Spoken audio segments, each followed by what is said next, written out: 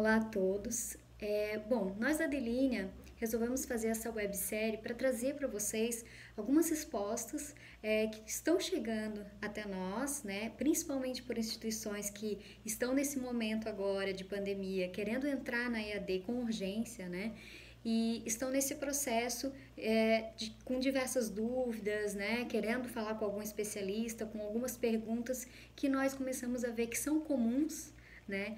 E aí, nós aqui mesmo trabalhando de casa, né, home office, como diversas empresas no mundo inteiro estão fazendo, resolvemos criar então esse pergunta e resposta, né? Chamar os especialistas na área que entendem dessas determinadas perguntas e questioná-los, né?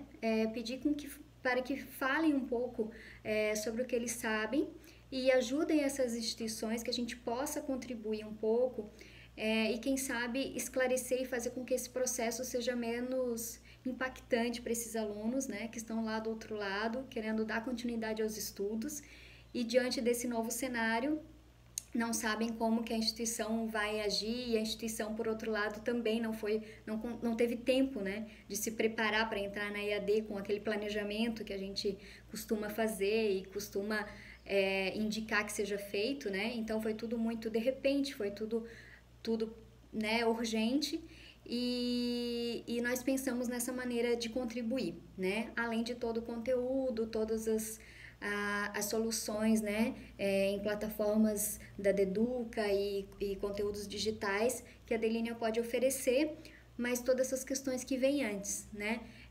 Uma das questões nós estamos trazendo agora para a nossa especialista convidada, a professora Elisa Maçãs, que seria essa reflexão inicial, né? Ok, eu sou uma instituição, decidi que preciso agora, de uma vez por todas, fazer esse processo de transformação, né, dos meus cursos para a modalidade EAD e precisa ser logo, né? Qual a primeira reflexão que eu preciso fazer? Quais são as questões que eu preciso pensar? Por onde eu começo? Né, com quem eu devo contar e como eu devo fazer esse planejamento, né, de uma maneira mais rápida para que eu consiga logo fazer essa transição, tá? Então, deixo já o meu muito obrigada a todos esses especialistas que estão sendo convidados, estão se colocando à disposição, né, desse público. Contem conosco para o que precisarem, é a nossa maneira de dar a nossa contribuição. E é isso, sucesso para todos, um grande abraço. Muito bom estar aqui, agradeço o convite e parabenizo a Delinea por essa iniciativa. Penso que essa websérie muito vai colaborar com as instituições de ensino, os professores, educadores que hoje estão tendo que trabalhar totalmente à distância. Tenho recebido muitos relatos por telefone, por mensagem, no WhatsApp, por e-mail, de vários professores e gestores preocupados com o que está acontecendo no momento, cansados e tendo que, de um dia para o outro, atuar à distância. E é nesse sentido que eu acho que eu posso responder a pergunta que me foi feita, porque já atuo, trabalho com educação à distância há muitos anos e estudo também.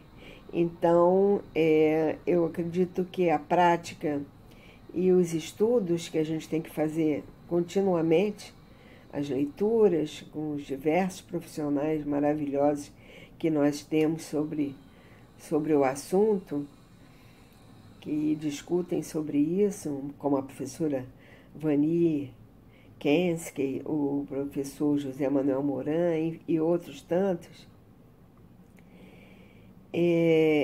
eu penso que posso destacar aqui pontos importantes para quem está começando, para quem está tendo que fazer esse esforço enorme agora.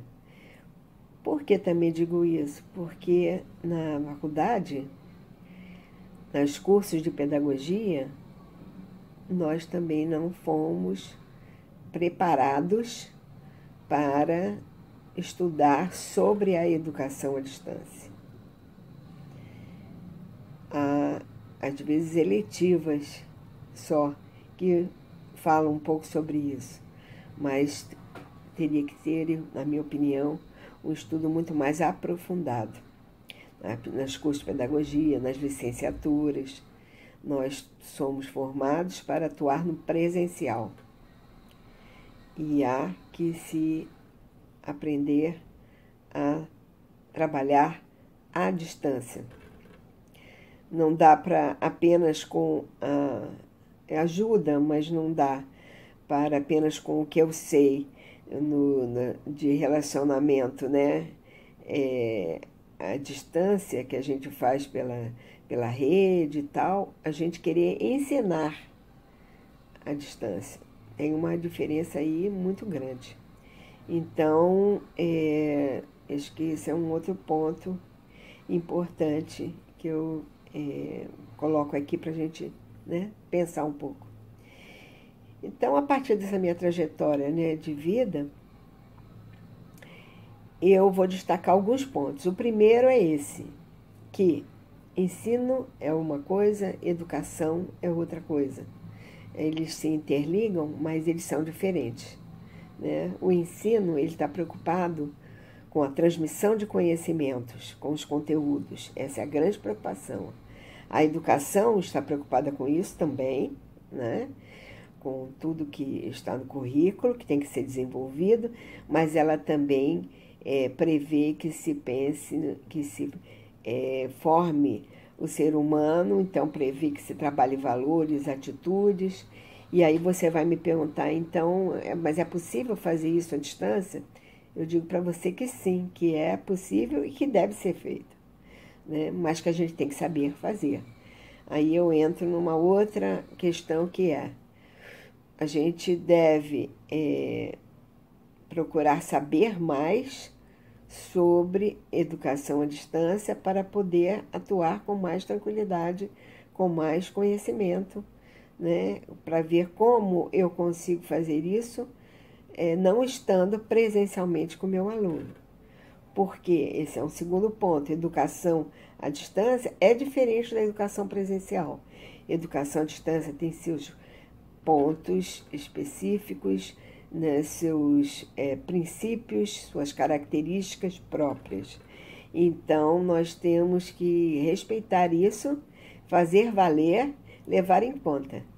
Não dá para fazer como faz, exatamente igual como se faz no presencial, fazermos à distância. Embora o que a gente queira seja a mesma coisa, a gente quer chegar no mesmo objetivo, no mesmo resultado, mas vamos chegar de maneiras diferentes. E isso tem que estar muito claro para quem? Para todos os envolvidos. E aí eu vou dizer para vocês que são todos. Os pais, os alunos, o pessoal da secretaria, os administrativos, os professores, educadores, os gestores, todas as pessoas que atuam nesse cenário, que tem que estar integrado, que tem que saber o que está fazendo em conjunto, porque em todos esses âmbitos, em todas essas áreas envolvidas, né, em todos esses setores, vai estar se fazendo diferente, procedimentos diferentes, orientações diferentes. Então, há que se trabalhar isso também, a integração dessa equipe, o conhecimento de onde começa a atuação de um, onde termina do outro, onde começa outra vez, e por aí por diante. Então, esse é um outro ponto. Uma terceira coisa é que a natureza do curso que eu vou dar, da disciplina que eu vou ministrar, ela tem a sua especificidade. Então, ela, de repente, precisa de uma tecnologia diferente da outra para ser entendida, para ser desenvolvida junto ao aluno, né? Então, isso também é importante. A gente tem que saber bem claro o que como é, né, qual é a especificidade dela para ir atrás, né, de tecnologias que correspondam a essa possibilidade dela ser entendida pelo aluno, ser aprendida de uma forma prazerosa. Mas antes disso tem uma coisa muito importante que eu não falei, que é o letramento digital e o domínio tecnológico desse grupo todo, dessa equipe, né? Desses atores todos que fazem parte desse cenário. É importante fazer uma pesquisa rápida para saber qual é o nível, né? Eles têm bastante facilidade com isso, conhecem muitas tecnologias, são pessoas que já têm esse domínio tecnológico, não são, alguns têm, outros não, porque isso tudo vai me dando um norte da minha composição, né? Do que eu tenho que fazer para que a educação à distância ela seja implantada de uma forma prazerosa, né? De uma forma que, no final, as pessoas percebam que ela também dá muito certo. Mas isso tem que ser do conhecimento, né? Dessa gestão, dessa equipe, né? Para que possa haver um preparo de acordo. Então, esse é um outro aspecto importante. Uma outra coisa é saber bem o perfil, né? O perfil do aluno. Ele é um aluno que é uma criança, é um adolescente, é um jovem, é um adulto, é uma pessoa já da terceira idade. Quem é? Com quem que a gente vai trabalhar? Porque isso também vai definir, né, vários aspectos aí importantes, até motivacionais também, didáticos e de acompanhamento. E aí eu chego num outro ponto que eu queria destacar aqui, que é muito importante, os pilares, esses pilares, as tecnologias e mídias digitais, né? A didática apropriada à modalidade, o acompanhamento eficaz, também apropriado a essa modalidade, essas três coisas elas têm que estar alinhadas e caminhar juntas, tendo como base uma gestão que propõe e que a cultura da educação à distância ser vivida por todos. E aí isso vai ser proposto aonde? Numa plataforma, uma plataforma onde o ambiente virtual de ensino-aprendizagem está colocado para que essa cultura da educação à distância seja vivida.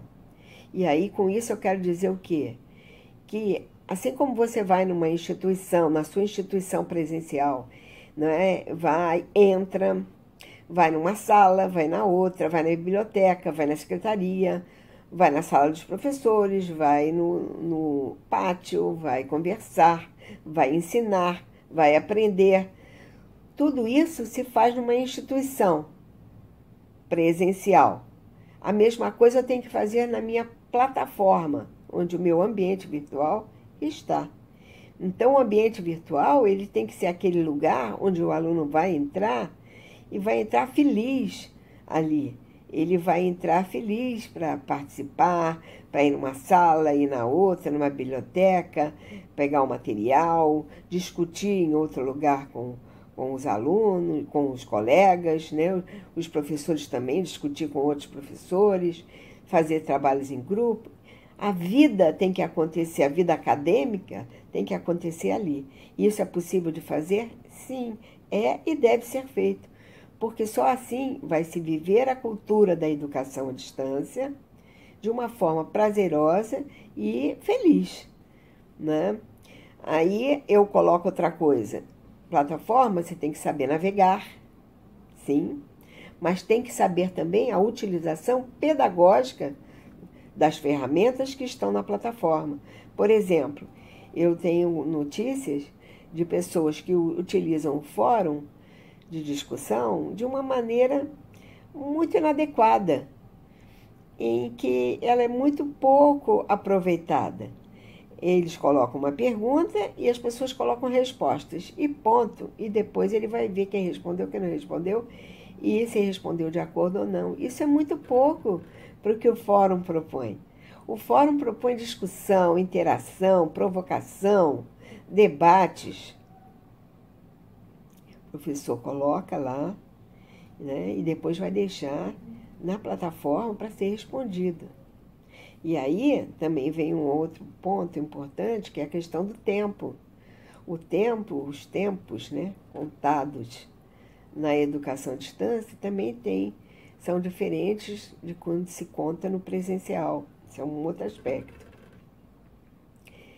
E tudo isso vai me dar o quê? Vai me dar uma condição da gente poder pensar no desenho instrucional do meu curso, dos meus cursos, da minha disciplina.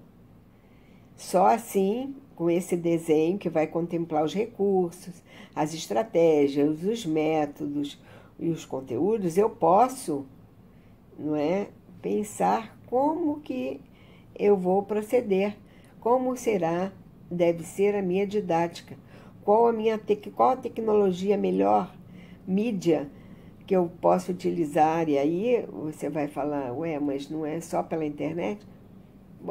Pode não ter condições, pode ser que aqueles alunos não tenham condições de ter um computador ou um celular, pode acontecer. Então eu tenho que pensar outras mídias, não é? Ou então eu tenho que fazer isso em conjunto, várias mídias em conjunto, não uma só. Então, tudo isso, o desenho vai me dar, eu vou poder pensar melhor, né, e estruturar a minha aula de uma maneira segura, prazerosa, interessante. E você pode até estar se perguntando, nossa, mas são muitos conteúdos, como eu vou fazer isso? Você tem primeiro ou que se preparar para isso, ou você pode ter a produção de conteúdos por empresas profissionais que fazem isso, que só se dedicam a isso. E aí eles vão se dedicar conforme você deseja. Você vai dizer o que você quer, ele vai mostrar como pode ser. E você vai avaliar com ele se está bom, se não está, se muda aqui, muda ali. Nada vai ser colocado sem a sua autorização, seu aval. Mas é uma coisa que pode também aliviar um pouco essa sobrecarga. Porque com certeza você já tem várias aulas para dar no presencial. Como é que você vai fazer isso tudo à distância? E você pode fazer uma outra composição também. Afinal, ele está à distância. Ele não precisa, de repente, ter aula ao vivo todos os dias, toda hora, como se fosse no presencial. Você vai ter outras estratégias para que ele estude na plataforma e faça o que ele tem que fazer e venha ao vivo conversar sobre o que fez, de repente. Enfim, são muitas as possibilidades, né, que a gente tem, né? Acho que a educação à distância, ela dá isso, vocês vão ver, né, cada vez quando usarem mais, vão estar entendendo o que eu estou falando. Dá certo, ela pode acontecer, mas a gente tem que conhecê-la melhor, né? Existem muitos autores que falam sobre tudo isso que eu estou colocando aqui, mas esses são aspectos assim que eu acredito que vocês tenham que considerar nesse ponto de partida agora, né, que estão começando a lidar com a educação à distância de uma forma mais plena.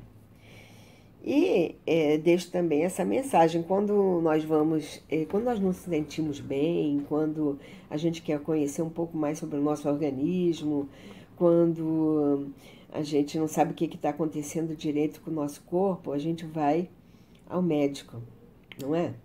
E lá a gente tem que expor para ele exatamente o que a gente quer, porque senão ele não vai conseguir ajudar.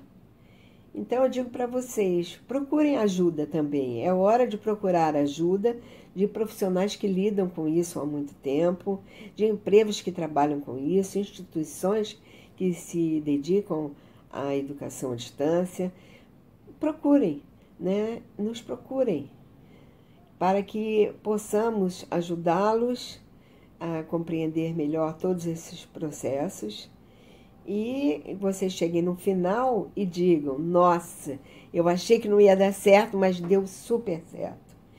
Então, desejo a vocês, assim, muito boa sorte, que a educação à distância represente, assim, uma possibilidade de ensino-aprendizagem que vocês venham a considerar bastante proveitosa e interessante nas suas rotinas. Vou deixar o meu contato, porque até gostaria de saber se ajudei mesmo, se colaborei agora com alguém, alguma instituição, e até alguém que queira conversar um pouco mais sobre isso. Meu WhatsApp é pelo telefone 21 99231 7085 ou por e-mail ematecbrasil, tudo junto, @gmail.com. Também estou no Instagram, no Facebook, enfim, vocês me encontram. Um grande abraço, obrigada pela atenção e, quem sabe, até breve.